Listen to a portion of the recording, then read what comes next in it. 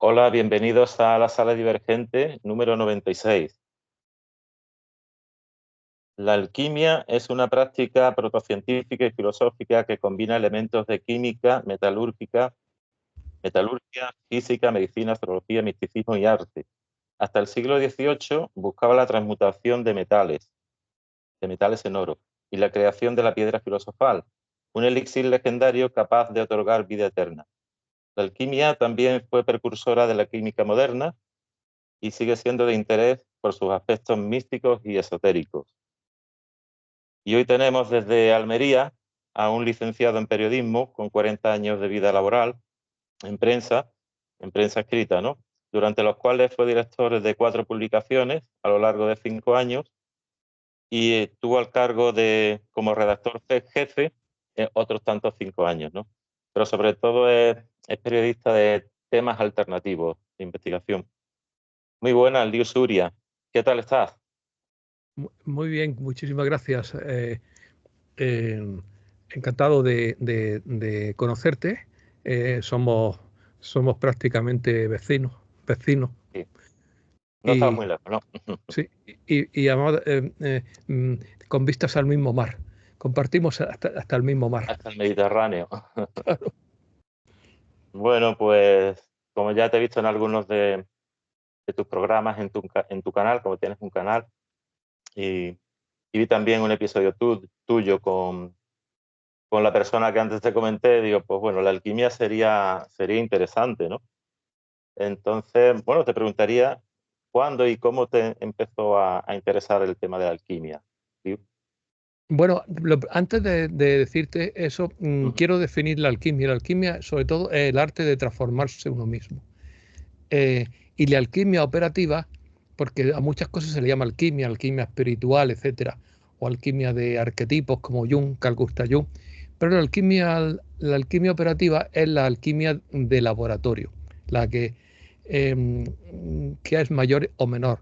La menor es la que trabaja con plantas medicinales, que hay muchas plantas que son casi milagrosas, aunque eso no está reconocido por la medicina oficial. Y, y luego la alquimia mayor sería la alquimia del oro. Del oro, pero no se trata de transmutar plomo en oro como hacían en la Edad Media, sino de hacer oro comestible, polvo de oro blanco, que los egipcios lo llamaban mufkuts, que era el alimento de los dioses, y que se supone según la mitología que regenera el ADN. Se supone porque esto no es, quiero decir que esto no lo puedes probar eh, como sabes, las películas que se toma el elixir de la inmortalidad y a la media hora ya está pegando saltos. Esto es un proceso muy lento, es un proceso que dura años y años. Y bueno, ¿cómo me interesé por eso? Yo siempre me he interesado desde mi más tierna infancia, desde que cogí el misterio de las catedrales de Plaza y Janés, editado Ujú. por Plaza y Janés de Fulcanelli, Sí, un libro mítico. claro, pero que no me enteraba de nada, hasta que tuve la suerte de dar con alguien que me inició. Y a partir de entonces, pues ya Pero date cuenta que todo iniciador nunca te da la receta de cocina, pero nunca te da toda la información. La información la tienes que averiguar tú y te encuentras con muchos problemas y vas saliendo de cada problema, de cada tranque vas saliendo guiado por tu guía divina, por tu guía interna, por tu ángel, por tu ser divino, por como quieras llamarlo. Y bueno, pues parece ser que todo gira, por lo menos en la que yo estoy, el arte de oxidar el oro para volverlo comestible. El oro, lo cual no es nada fácil porque el oro es el metal más inoxidable que existe, pero se puede oxidar lentamente por el método que yo sigo, claro, que es el método femenino, que no es peligroso, porque el método masculino, primero que hay que ser un experto, y lo segundo es que el método masculino es el fuego, y lo segundo es que puede producir accidentes, explosiones, intoxicaciones, etcétera.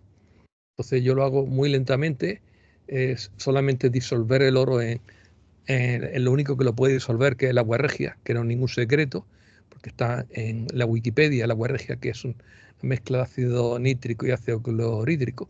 Solamente disolverlo ya tardé un año, nada más que en disolverlo. Y luego en oxidarlo. En oxidarlo no he terminado, es decir, es un proceso lento, pero se va decantando una sal blanca que es el óxido auroso. AU2O, la fórmula química AU2O. No confundir con el óxido áurico, que es AU2O3. Y que no es de color blanco, sino que es de color marrón rojizo como el diablo.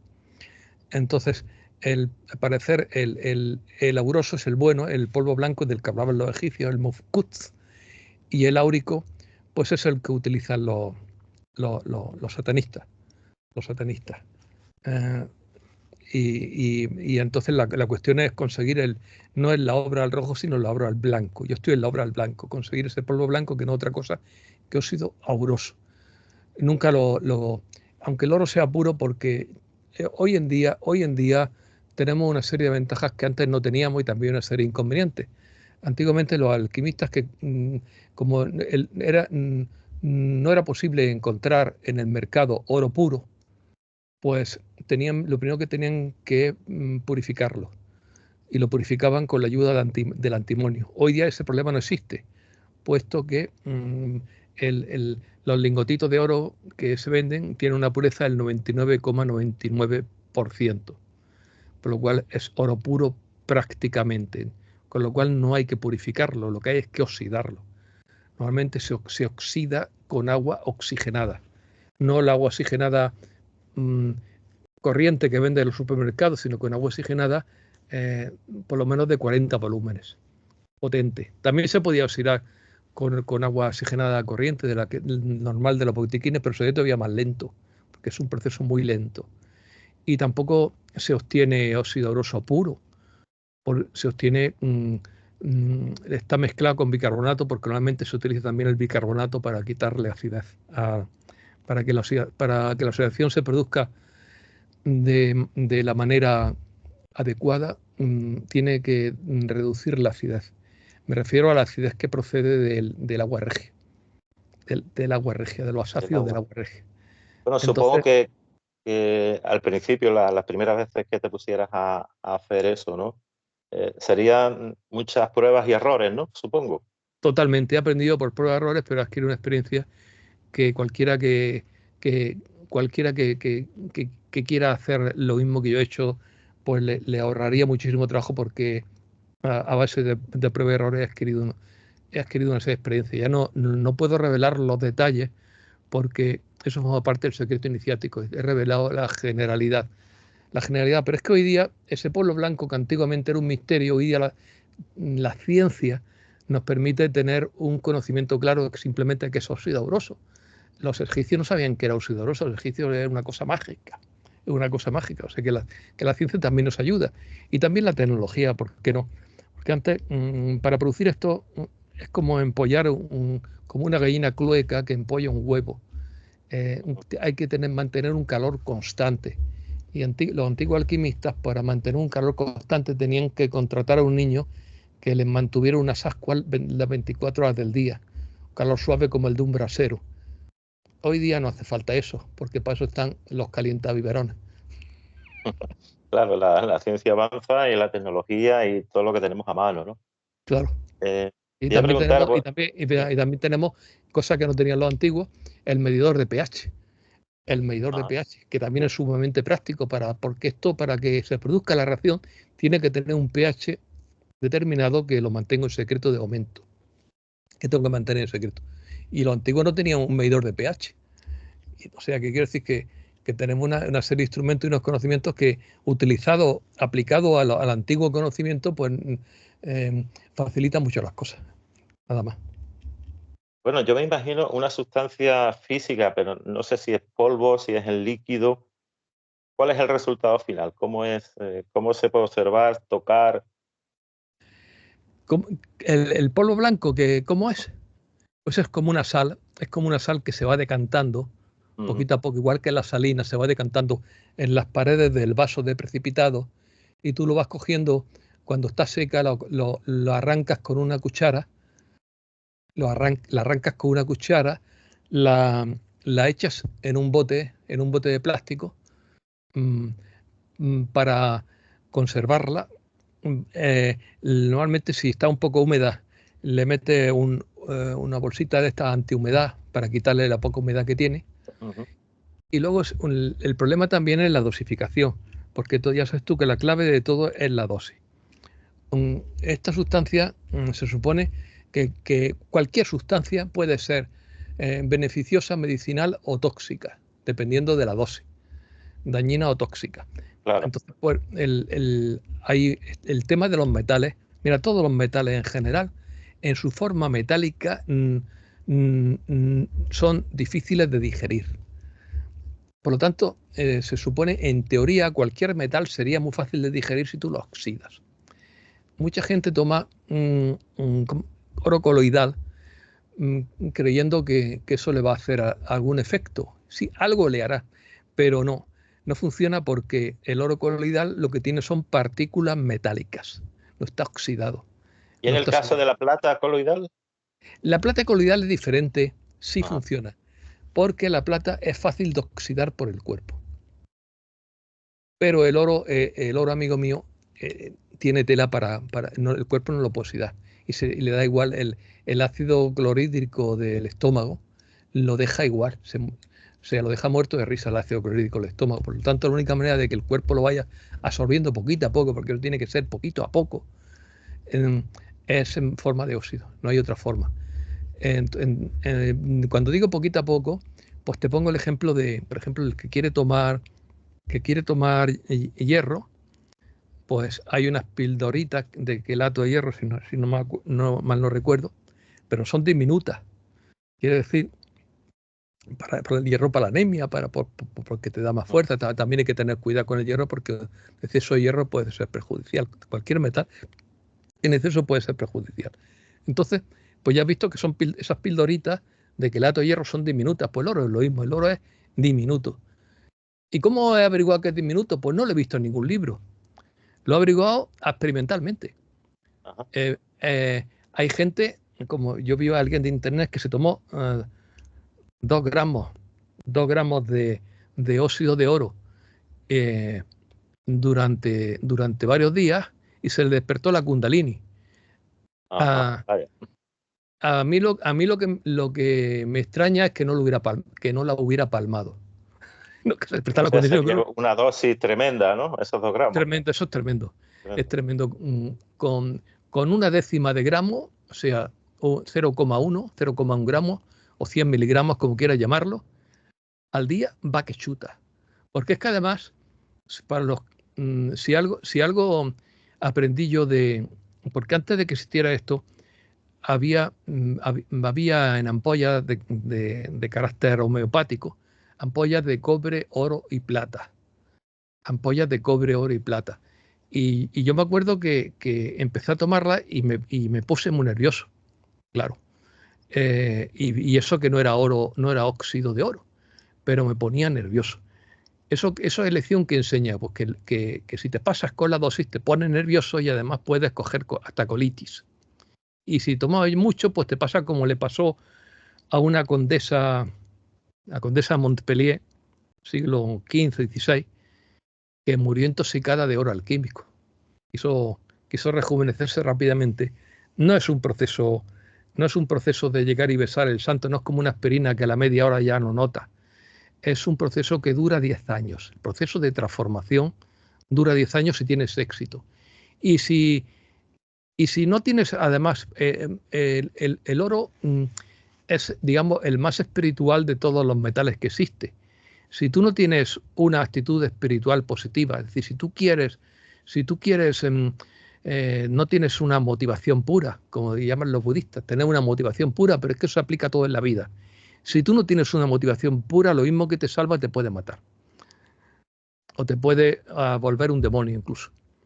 Entonces hay que tener, como cualquier camino espiritual, hay que tener una motivación pura, y hay que acompañarlo primero de prácticas espirituales. Por eso no es extraño que haya habido tantos yogis alquimistas a lo largo de la historia, de prácticas espirituales, la que quiera. Hay yogas cristianos, hay yogas musulmanes, y hay alquimistas que, como en mi caso, que no profesan ninguna religión, pero me considero profundamente espiritual. hago mis mantras, hago mi superior, sobre todo más importante que las prácticas normales, porque los mantras son útiles para controlar la mente. Cuando tienes la mente disparada, empiezas a repetir un mantra, aunque sea una letanía como el Kyrie eleison, y la mente se te calma. Pero lo importante es aprender a conectarte con tu ser. Aprender a conectarte con tu ser. Y eso no te lo puede enseñar ninguna técnica. Sí, hay muchas técnicas, pero al final es una destreza que se coge de manera natural. De manera natural, y cada uno tiene su método. Cada uno tiene su método. Yo no tengo un método universal. Y además que no existen métodos universales.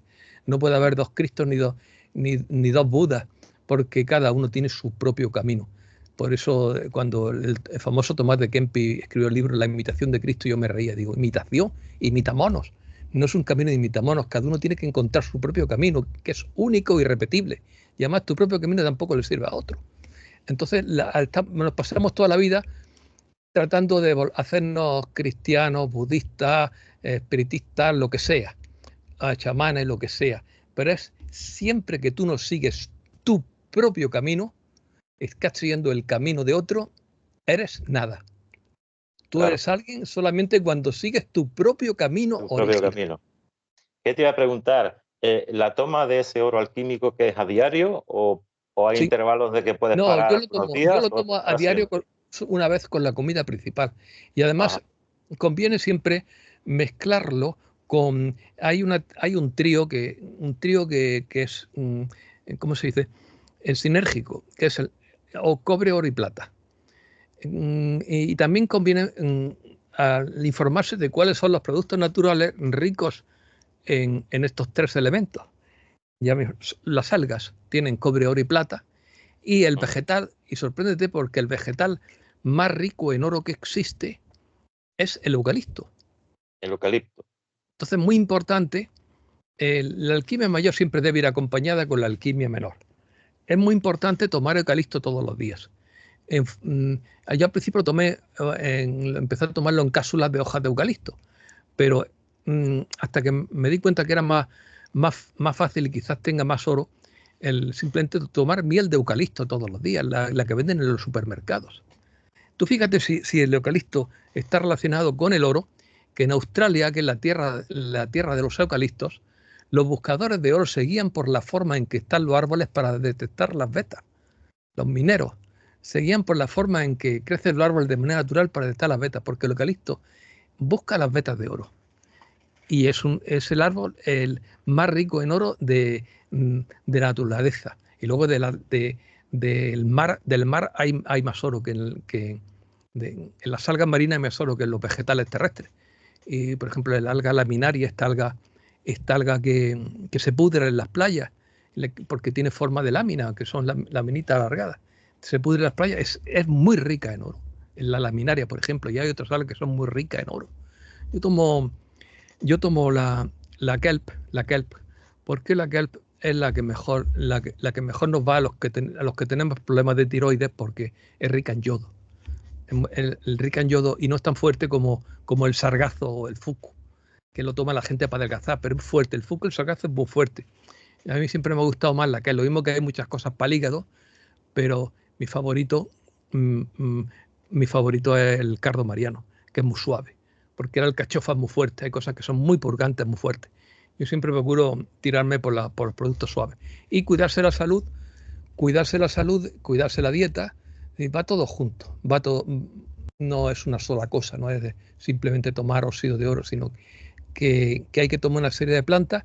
Yo, por ejemplo, estuve investigando las plantas de la inmortalidad de Saint Germain, porque Saint Germain no dejó nada escrito sobre las plantas de la inmortalidad. Sin embargo, el Arlequín me dio una pista, porque sacó la información del Akáshico. Pero al parecer eran 7 plantas. Y él solamente consiguió sacar 3. Ahora mismo no me acuerdo, una de ellas era el baobab, que es un árbol mágico por excelencia en África, el baobab, el famoso baobab. Bueno, sí. La fruta del baobab, que la venden en harina, yo la tomo todos los días encapsulada. Lo mismo que hago, yo lo encapsulo todo para tomarlo. Es decir, si el cacao, si la canela es buena, pues yo me hago mis cápsulas de canela. Si el cacao negro sin azúcar es bueno, pues yo hago mis cápsulas de cacao y así con todo. Si la harina de babas, pues también la encapsulo. Entonces eso lo tomo en cápsulas por la comida, porque en una cápsula tú sabes la cantidad que te estás tomando y no tienes que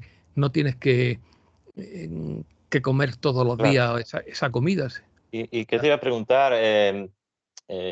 ¿Esa alimentación alquímica es buena para cualquier tipo de patología, de enfermedad? Por ¿O hay supuesto, alguna que puede tratar mejor y otras no? sí, esto no es una ciencia exacta.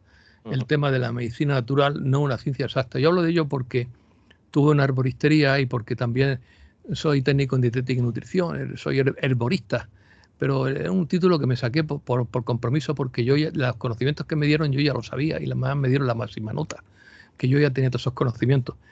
Entonces,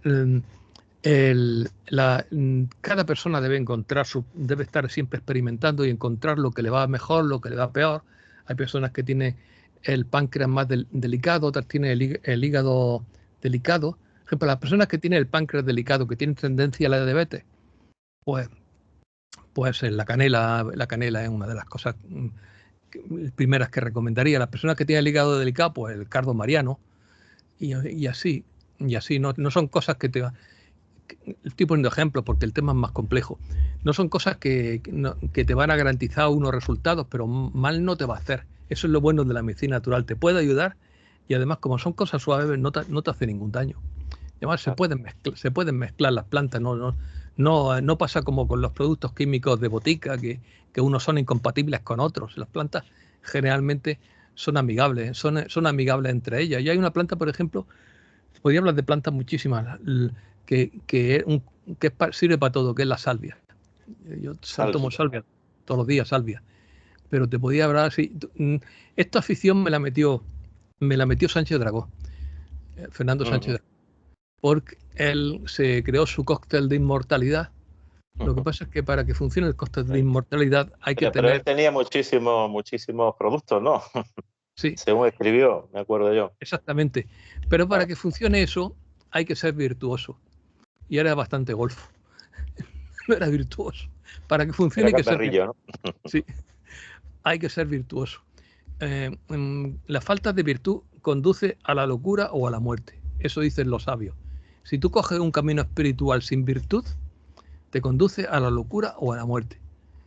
Pues cualquier camino espiritual debe ser virtuoso. Cualquiera debe ser santo.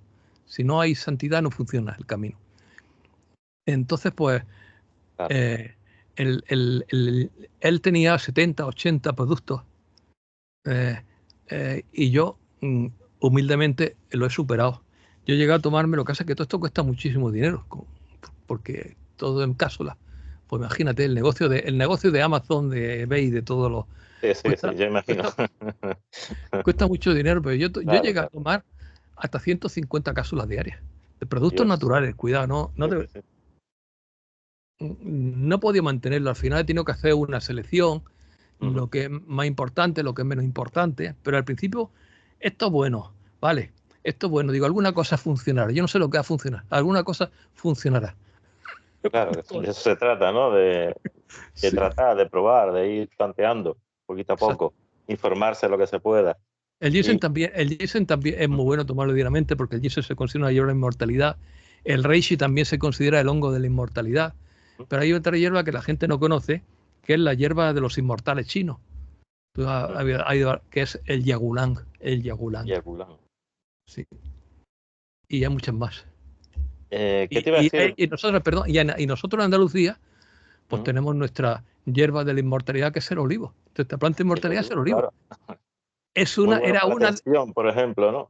exacto, era una de Claro. las 7 plantas de la inmortalidad de San Germán, el olivo. El olivo es bueno todo, pasa como con los productos de la abeja, que es buena la miel, es buena la jalea, es bueno el propóleo, todo lo que produce la abeja es bueno. Pues yo digo, todo lo que produce el olivo es bueno, el aceite, la aceituna, las hojas, todo es buenísimo, es extraordinario. Lo que pasa es que el aceite de oliva, pues lógicamente hay que tomarlo en pequeña cantidad para que no te produzca ardores. Pero acuérdate, un famoso millonario americano, que ahora mismo no me viene el nombre, que se ha propuesto ser inmortal, está rodeado por un equipo de 60 médicos porque se lo puede permitir, pues a todo el mundo que viene a visitarle le da un chupito de aceite de oliva, como el elixir de la inmortalidad. Por eso le llaman el oro líquido. ¿Qué pasó? ¿Qué te iba a decir? Durante toda tu vida, tu experiencia, ¿has encontrado a personas también versadas en alquimia y habéis podido intercambiar impresiones? Sí. ¿Algún maestro en especial, en concreto? Sí, no sé si quieres hablar y puedes hablar. No, lo tengo que guardar en secreto, porque no puedo mencionar su nombre sin su permiso. Pero sí he encontrado personas y he encontrado a alguien muy exótico. Muy exótico quiere decir que sus conocimientos no vienen de España, aunque España tiene una tradición alquímica extraordinaria. Yo creo en la hipótesis de que Fulcanelli era el Carlos de Borbón. Carlos de Borbón, primo del rey. Carlos de Borbón. Ese era Fulcanelli. Por eso lo tuvo que mantener en secreto, porque pertenecía a la nobleza. Ten en cuenta que la nobleza ha mantenido en secreto todos estos conocimientos. Por eso el agua regia que usó el oro era el agua de los reyes. Y todo esto viene de Egipto. De Egipto, estos secretos solamente no se lo daban al pueblo, solamente lo conservaba los faraones y los sacerdotes. Al pueblo le daban cerveza. Pero lo bueno, el pan de la inmortalidad, que es el origen, el pan de la inmortalidad, que es el origen del sacramento de la comunión, porque el sacramento de la comunión procede del antiguo Egipto. Hacían pan de forma cónica, como el queso gallego de Tetilla, pan en forma cónica, y lo ofrecían a los dioses, porque se ve ese pan, y lo ritualizaban, y ese era el origen del sacramento de la comunión. Pero es que si nos fijamos en el Evangelio oficial, tiene lenguaje alquímico. La sal de la tierra, el pan del cielo, todo eso son terminología alquímica. Y o sea que... Curioso.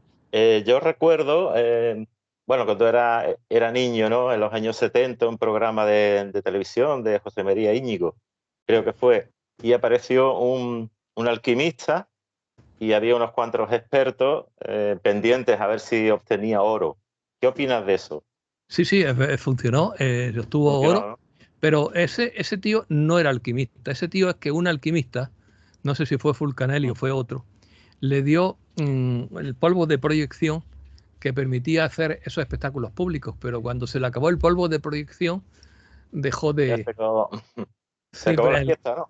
Exacto. Se lo dieron a él para que hiciera esos espectáculos, para que abriera un poco la mente a la gente. Para que abriera la mente a la gente, porque normalmente a los alquimistas no les gusta dar la cara. No les gusta dar la cara porque ya forman parte de la comunidad de inmortales. A mí eso me tiene muy intrigado, el tema de las comunidades de inmortales, porque parece cuando tú consigues sobrevivir más años de lo normal, tienes que simular tu propia muerte y unirte a la comunidad de inmortales, porque si no, la gente se empezaría a mosquear de por qué vives tanto tiempo. O querrían revelarte el secreto, o te cogería preso un laboratorio para hacer experimentos, etcétera. Y entonces normalmente los alquimistas pasan al anonimato. Esto no va a ocurrir en el futuro, porque en el futuro, con las camas médicas, famosas camas médicas o cámaras taquiónicas, la gente podrá vivir 200 años tranquilamente o más. Y entonces todo esto ya será normal, no tendrán que esconderse los alquimistas, pero hasta ahora todos los alquimistas han tenido que simular su muerte y esconderse, como el alquimista este francés famoso, ¿cómo se llama? Nicolas Flamel, el famosísimo Nicolas Flamel, que hasta lo mencionó en el episodio de Harry Potter. Pues este hombre simuló su muerte y luego con el tiempo abrieron su tumba y estaba vacía. Pero es que además lo vieron con su señora tomando el sol en la playa. Muchos años después. Y bueno, supongo que por muchos años que pase, físicamente se mantienen bien, ¿no? Sí, se mantienen si se cuidan. Es decir, un alquimista puede morir. Por ejemplo, un alquimista no puede mezclarse, aunque se enamore de una mujer, no. Un alquimista no puede mezclarse con una mujer normal, porque si no pierde sus poderes.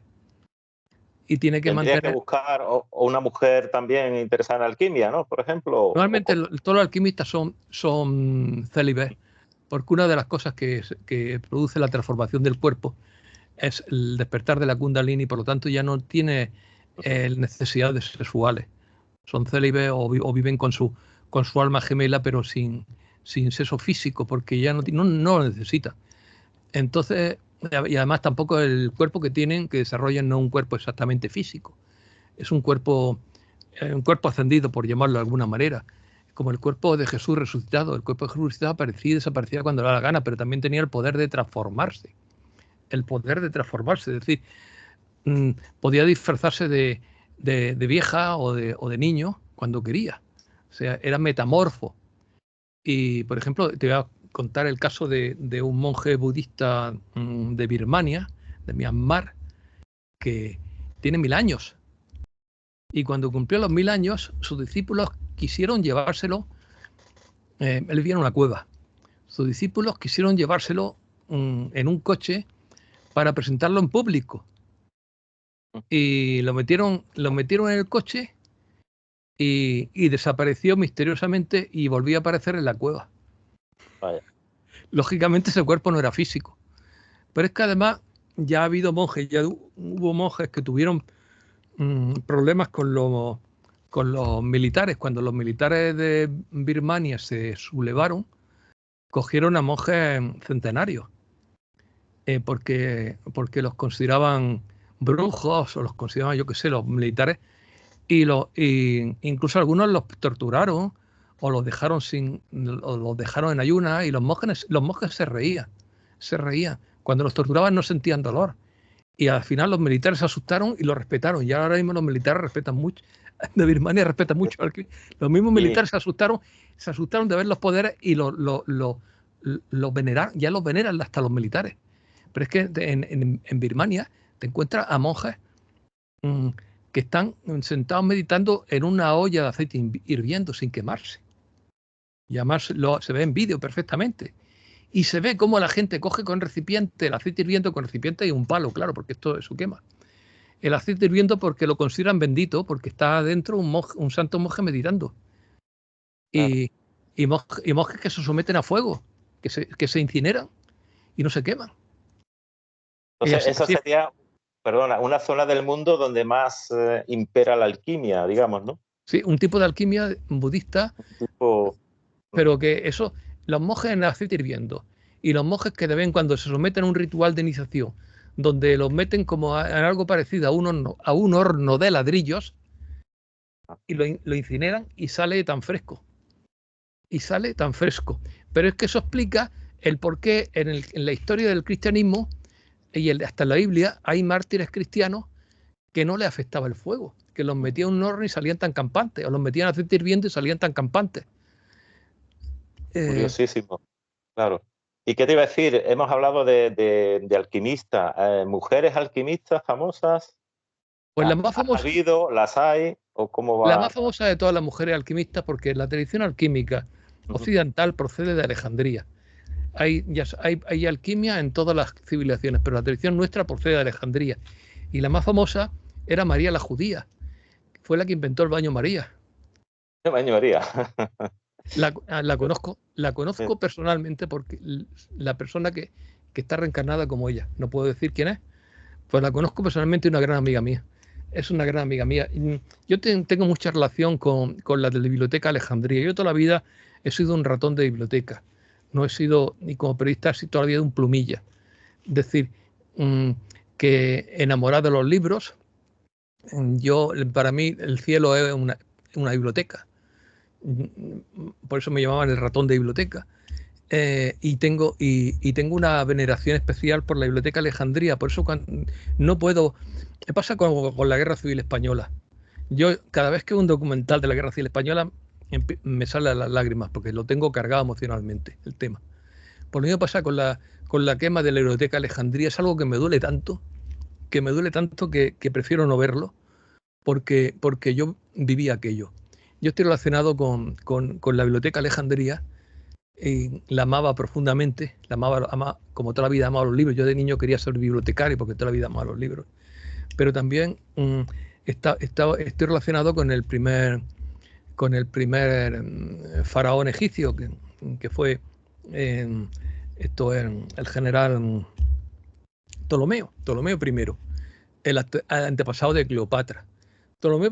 El primer Ptolomeo, para mí, fue un modelo, un ejemplo, un caballero, porque primero, como militar, cuando no era un carnicero, es decir, que cuando tenía que conseguir un objetivo, lo hacía de manera de causar el menos daño posible y además perdonaba también a sus enemigos. Lo segundo, porque era un amante de la cultura. Cuando él llegó a Egipto, como faraón, se llegó humildemente, aprendió el idioma, se adaptó a las costumbres, negoció con todos, dialogó con todos, creó la biblioteca de Alejandría y se convirtió en un mecenas de la cultura, de las letras y de las artes y de la espiritualidad. Por tanto, para mí es un modelo de persona, porque fue un auténtico caballero y un auténtico amante de la cultura. Luego, sus descendientes pues no estuvieron a su altura, porque ya sabemos que en la dinastía tolemaica pues se mataban vivos entre ellos por el poder. Hubo asesinatos incluso dentro de la familia. Es decir que, pero el primero, el original era un caballero. Era un caballero amante de la cultura, respetuoso de las tradiciones, adoptó todas las tradiciones egipcias y fue amado por el pueblo egipcio precisamente por el respeto que él le tenía a la cultura egipcia. No trató de imponer la cultura griega, creó una síntesis magnífica y precisamente por ese respeto fue muy amado por el pueblo egipcio. Y yo tengo un vínculo personal con Ptolomeo I y también con Alejandro Magno. En aquella época yo me llevé un disgusto cuando murió Alejandro Magno, porque yo lo tenía como un dios, ya no, porque sí, yo simplemente era un militar nada más. Pero en aquella época yo lo adoraba como un dios. Entonces cuando murió, pues yo me llevé un berrinche. Y eso es lo que yo he logrado averiguar de mis raíces del pasado. Bueno, también muchos años, ¿no? Muchos años en la historia atrás. Claro. Bueno, también tengo raíces en Asia. También tengo raíces budistas, hindúes, incluso hasta chinas. Pero mi punto de vista, mi patria espiritual está en Asia. En Asia. Pero también tengo muchos vínculos con América, porque he sido indio apache. En tiempos de la conquista del oeste fui indio apache. Y no maté a ningún blanco, por supuesto. Me llevaba perfectamente con todo el mundo. Yo siempre he sido pacifista. Pero mi vínculo con Asia no es ni con la India ni con China. Mi vínculo con Asia es justo en la frontera entre la India y con China, es con Nepal. Pero no con todo Nepal, sino con el antiguo reino de Bhaktapur. Porque el Nepal moderno no existía en la antigüedad. En la antigüedad existían 3 reinos. El reino de Katmandú, el reino de Patán y el reino de Bhaktapur, que es el más oriental. Entonces yo estoy vinculado con el reino de Bhaktapur. Y la ciudad se llama hoy día Bharatpur. La antigua reino se llama Bhaktapur, la ciudad se llama Bharatpur. Pues acerca de la ciudad yo tenía mi cueva de meditación. Y esa es mi patria espiritual. Y allí me decapitaron mientras meditaba. Mandaron un sicario, porque yo siempre he sido muy heterodoxo. Y entonces me consideraban peligroso y me decapitaron. Pero yo tengo mis raíces espirituales, las tengo allí, en Bhaktapur. Y esa información a orilla del Kali Gandaki. Esa información de tus vidas anteriores, ¿cómo la consigues? ¿De qué forma la has conseguido? Pues a base de regresiones, intuiciones, investigaciones. Ya imaginaba algo de eso.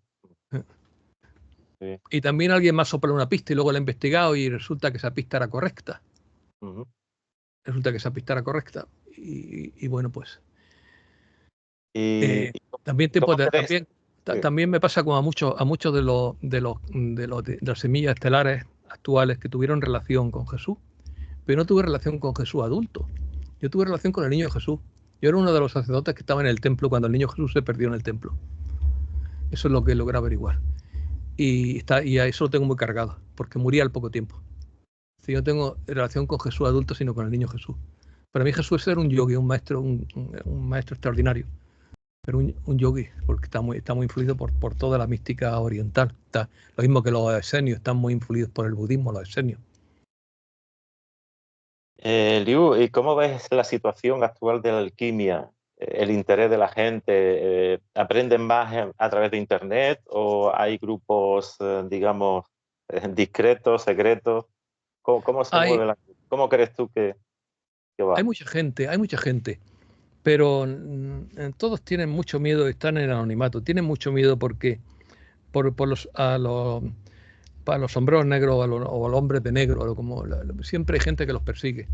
Yo vi un reportaje sobre el alquimista en Estados Unidos y tenían un miedo acojonante. En Estados Unidos hay mucha luz y también mucha oscuridad. Están los dos extremos. Entonces, pues tenían un miedo asombroso. Aquí en España somos relativamente más libres. Quizá porque Andalucía tiene mucha tradición alquímica. La alquimia entró a Europa a través del Andaluz. El centro de la alquimia en Europa era el Andaluz. Y el mayor laboratorio, claro, y el mayor laboratorio de alquimia de Europa fue el de Felipe II, que lo destruyeron, que no interesaba que la gente lo supiera. El mayor laboratorio de alquimia fue el de Felipe II. Y Franco tuvo su propio alquimista. No me digas, Franco también. Sí, pero en tiempo de la Guerra Civil, en Burgos, se presentó un alquimista hindú que tenía la carrera de química obtenida en Alemania. Él era hindú realmente y tenía la carrera de química en Alemania. Y le prometió a Franco crearle lingotes de oro. Entonces Franco le dio todos los medios, le dio una facultad, no me acuerdo qué facultad era, el laboratorio de una facultad pero claro, este hombre, a través de la inteligencia alemana, se enteró que este hombre era un espía de los aliados. Y este hombre debió tener algún poder psíquico, porque en cuanto se lo descubrieron y fueron a detenerlo, ya había desaparecido y nunca se le volvió a ver el pelo. Pero Franco creía en la alquimia. Supongo, Liu, que habrá referencias históricas, ¿no?, a ese personaje. Sí, ese episodio, sí. Claro. Era un espía de los aliados. ¿Que era hindú? Sí. ¿Que tenía la carrera química? Sí. Pero era un espía de los aliados, porque Franco se impacientaba porque no terminaban de ver el oro y ya se empezó a mosquear. Y entonces le pedí información a los alemanes. Y los alemanes dijeron que era un espía. Y en cuanto estaba en la República, que luego también se perdió. Cuando lo descubrieron, no sé cómo se enteró que lo habían descubierto, porque no se le volvía a ver el pelo. Increíble. Y bueno, algunos episodios históricos de la época actual relacionados con la alquimia o con alquimistas, ¿podrías relatar o podrías decir alguno? Claro, mira, la Virgen del Rocío, todos son símbolos alquímicos, porque los que siguen el camino de la alquimia de Rocío obtienen una sal que se llama la blanca paloma. No, fíjate, la blanca paloma. Sí, es una sal que se obtiene del rocío. Hay quien dice de la química moderna que sería nitrito de amonio, no lo sé, y que tiene también sus virtudes. Por ejemplo, el Fulcanelli vivía en Francia, pero tenía un chalet en Sevilla, que decían que era un castillo, en las afueras de Sevilla. Y en ese castillo era como una especie de escuela donde venían estudiantes de alquimia de todo el mundo. Y cuentan testimonios de uno que estuvo allí, que había gente vestida con trajes de otra época. Porque se cuenta que una de las poderes que se adquiere no solamente la inmortalidad, sino la capacidad de viajar en el tiempo. Y eso no lo consiguen solamente con el oro, Eso lo consiguen también con la alquimia del paladio, El paladio. del paladio, que también la practicaban los egipcios. Una vez completado el proceso con el oro, que ya digo, el proceso con el oro, según la información que tengo, son 10 años, le metían mano al paladio, pero el paladio es menor cantidad que el oro. Porque el oro es la cantidad que se recomienda, según los cánones, la cantidad que se recomienda es proporcional al peso de una persona. Si una persona pesa 50 kilos, serían 50 gramos de oro. Proporcional. Y bueno, pues en la época moderna, en el siglo XX, se cuenta del Palacio de Fulcanelli en Sevilla. Y luego los cuadros estos que hay en el Hospital de la Caridad, estos cuadros de pintura tenebrista como Finis Gloria Mundi, está lleno de símbolos alquímicos por todas partes. Es decir, que no es algo, que hoy nos creemos que es algo exótico y desconocido y que está en nuestras raíces. Claro, y por ejemplo, Liu, las grandes potencias, por ejemplo, Estados Unidos, Rusia, ¿acceden a este conocimiento de alguna forma? ¿Algún personaje de aquellos? Sí, todas las sectas estas, porque todos los países están gobernados por sectas. Todas estas sectas, la oscura, la mayoría, tienen el conocimiento del óxido de oro. Lo que pasa es que las personas que tienen de baja frecuencia el óxido de oro los quema. Si tú tienes baja frecuencia, el óxido de oro te quema o te envenena. Porque es una sustancia de alta frecuencia. Y no he contado. Ahí tiene poco que hacer entonces, Exacto, supongo. Exacto. Claro. Y no he contado que la lucha que hay que tener con el oro. Porque no existe ningún metal. No está hablando de los elementales de las plantas, estamos hablando de los elementales de los metales. Ningún metal tiene un elemental tan poderoso como el oro. Entonces, cuando tú el oro lo trituras y lo oxidas, entra en una lucha con su elemental, que te causa una pesadilla en el sueño, te dificulta dormir, porque al oro no le gusta que lo oxiden. El elemental del oro no le gusta que lo oxiden. Le gusta que lo admiren como una joya, como un adorno, pero no le gusta que lo oxiden y que lo alaben. Le gusta que lo admiren y que lo alaben. Pero si alguien lo crucifica, porque esto es una crucifixión, pues se revela contra el que lo hace. Entonces hay una lucha psíquica contra ese elemental. Pero al final es como cuando tú educas a un perro. Aquí al final tienes que imponer tu autoridad y decir aquí mando yo, no tú. Y al final le gusta. Al final, Claro. al principio se resiste, pero al final, cuando cumple la labor de elevarte espiritualmente, que esa sería la labor, al final ese elemental lo conviertes en un aliado, pero al principio es un enemigo. Al principio es un enemigo que te putea la vida.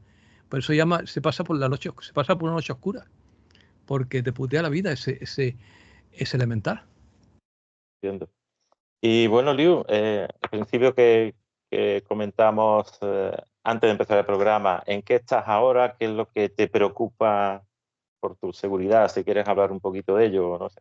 No, yo gracias a Dios, no tengo preocupaciones de seguridad. Ya sé que todo el mundo no te quiere bien, ya sé que todos los semillas estelares siempre tenemos enemigos, pero yo tengo depositada toda mi confianza en la providencia divina y por tanto no temo. Y como no temo, pues no pasa nada. Es como decía David Icke, ¿cómo no te han matado? Le decían. Dice, porque yo no admito esa realidad. No la admito. Y como no la Lo admito, niegan sí, frontalmente ya. no ocurre. Como no la admito, no ocurre. Como no la temo, porque tú atraes lo que temes. Tú atraes lo que temes. Y fíjate que David Icke, que vive en una isla pequeñita, relativamente, pues no sería muy difícil hallarlo, ¿no? Claro. Entonces, si tú no lo temes, no lo atraes. No lo atraes y también la otra cosa para mí sagrada es la astucia. Es la astucia. Ser inocentes como palomas, o sea, la nobleza, pero con astucia. Es decir, yo procuro no meterme de frente con los malos o con los oscuros. Simplemente, incluso los trato con respeto. Incluso fíjate lo que te digo. Hay oscuros que me tienen, que aunque me considero enemigo, les caigo simpático. porque le doy información y al mismo tiempo lo hago de manera que no ofendo a nadie. No, procuro no ofender a nadie. Procuro no ofender a nadie. ¿Cuál es lo último? Lo último, me has preguntado lo último en lo que estoy. Lo último en lo que estoy es una frase que va a ser mi próximo artículo. Es una frase de L'Arlequín que me dio mucho que reflexionar. Tú sabes que de vez en cuando alguien suelta una cosa que te impacta y le da muchas vueltas para tratar de averiguar. Todos los que, tanto los que somos aficionados a los temas espirituales como los que no lo son, todos cogemos papeles que no son nuestros para sobrevivir o para ser aceptados por la sociedad. Y cada vez que tú coges un papel que no es tuyo, te traicionas. Y cuando tú intentas seguir el camino de otro, simplemente te conviertes en nadie. Para tú ser alguien, solamente tienes que seguir tu propio camino. Cada vez que uno intenta seguir el camino de otro, entonces no solamente es que no funciona, porque tú intentas imitar a otro, no sale bien, claro, sino que además te traicionas de ti mismo y te anulas. No hay otra manera que seguir tu propio camino. No hay otro camino. Bueno, y ya finalizando, Liu, ¿qué consejo se le podría dar a alguien que esté interesado en iniciarse en esto de la alquimia, en los estudios de alquímicos, ¿no? Bueno, pues que se practique. La alquimia la alquimia es un arte ascético. Entonces, si alguien, el ascetismo es una afición poco común hoy en día. Sin embargo, yo eso lo llevo en la sangre. La alquimia tiene la ventaja que no es ninguna secta, que es muy independiente. Es decir, que tú lo haces a tu bola. Tú te lo guisas, tú te lo comes. Y por eso me gusta tanto ese camino, porque no dependes de un maestro que te diga tienes que hacer esto, tienes que hacer lo otro, sino que te da una autonomía, una autosuficiencia que no lo tiene ningún otro camino. Entonces, pues es un camino ascético y está relacionado con el yoga y con todas las místicas orientales y occidentales, porque también en Occidente pues tenemos los padres del desierto, tenemos los místicos cristianos sublimes como San Juan de la Cruz, en fin, que nos dan, si algo nos sirve a todos los espiritualistas que nos hemos aficionado por la filosofía oriental, si algo nos ha servido la filosofía oriental es para descubrir nuestras propias raíces, porque estaban ya tan ocultas por la religión oficial, estaban ya tan ocultas nuestras propias raíces por la religión oficial, que es a través del Oriente donde hemos encontrado sentido a los sufis del Islam, a los místicos cristianos, a los padres del desierto, a los anacoretas y eremitas, que los ha habido muchos en el cristianismo, y todo eso lo han ocultado. Si alguna ventaja tiene la religión ortodoxa, la tradición ortodoxa, es que el misticismo no lo han reprimido tanto como aquí. Aquí es que ha sido brutal. Roma, el poder de Roma ha sido brutal desde el punto de vista espiritual, porque ha reprimido todos los surgimientos de la espiritualidad, empezando por la cruzada contra los cátaros, luego los templarios. Ha sido brutal lo que ha hecho Roma. Por eso ahora Roma está pagando el karma. Roma, date cuenta que es lo contrario de amor. Roma es lo contrario. Tío.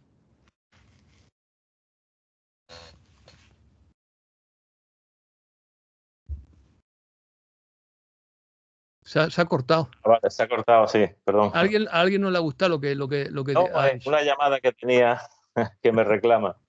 Pero bueno, ya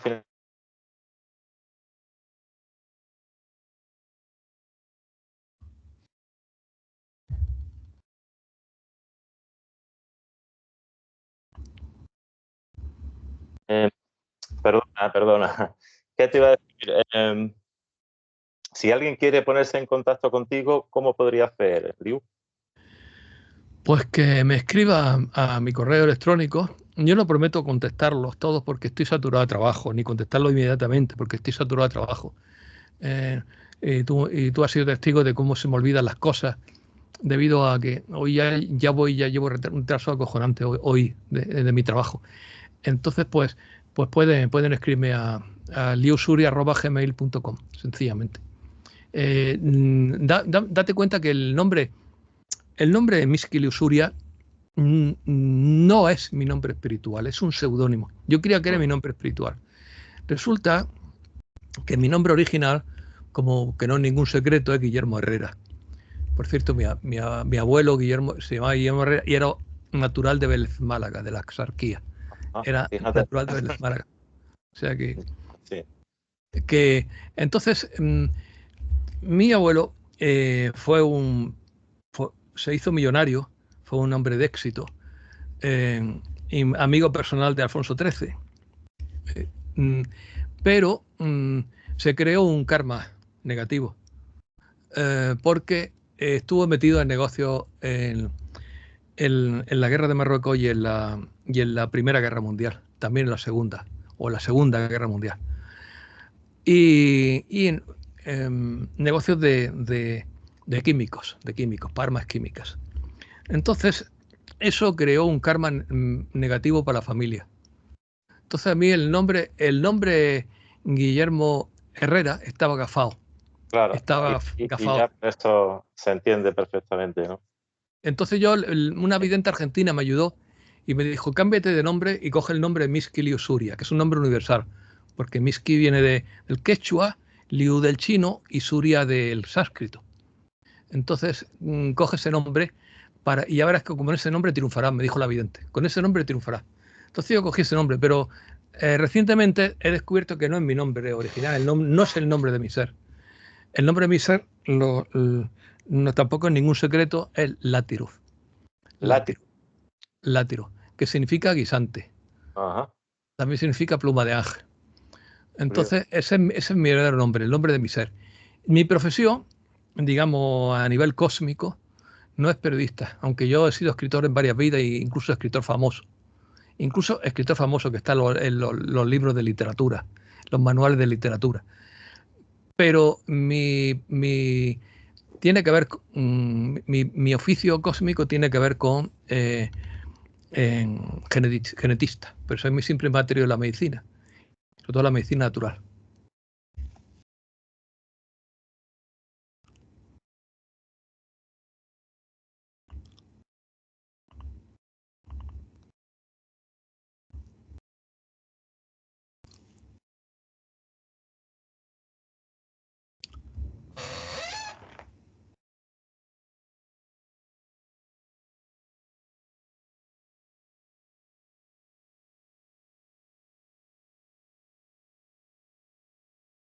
Pero aquí estamos otra vez. Es entonces, que me avasallan las de llamada. Sí. Entonces, mi ser es genetista de luz, no genetista pirata, porque también hay a nivel cósmico genetistas piratas que secuestran, y como tú sabes, y todo eso. Que secuestran para obtener ADN y tal. Y otra cosa que te revelo, Látiro, griego, es un nombre macedonio, o sea que yo también fui macedonio. Es el segundo nombre del general Ptolomeo. Por lo tanto, yo tengo un vínculo con Ptolomeo. No sé si fui el propio Ptolomeo pero tengo un vínculo muy, muy, muy profundo con el general Ptolomeo. Liu, todos los secretos te he revelado. Perdona, te voy a cortar ahora mismo por cuestiones que no puedo evitar. Que muchísimas gracias.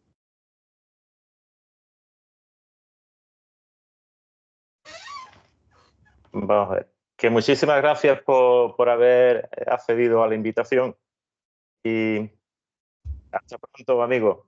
Espero haber contado cosas interesantes, temas interesantes.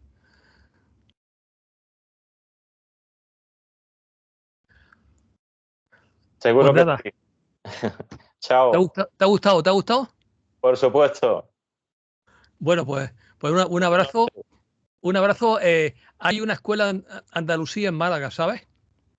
Que da de vez en cuando cursos sobre alquimia y cosas curiosas del Al-Ándalus. Hay una escuela en Andalucía en Málaga que da de vez en cuando cursos sobre alquimia y cosas curiosas del Al-Ándalus. Si yo estuviera en Málaga, aprovecharía.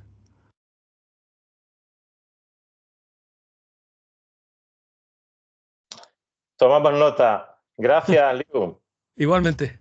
Pues chao. Chao.